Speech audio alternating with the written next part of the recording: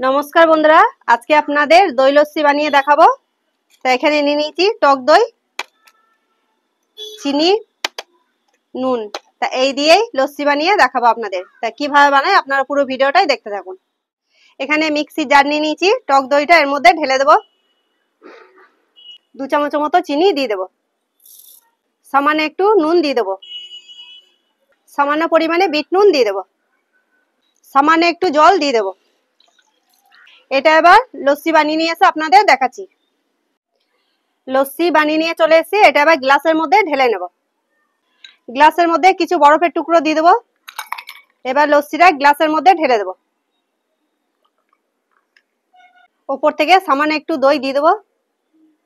এখানে কিছু কাজু বাদাম, পেস্তা বাদাম কুচি করে রেখে দিয়েছি, এটা ওপর থেকে ছিটিয়ে দেবো।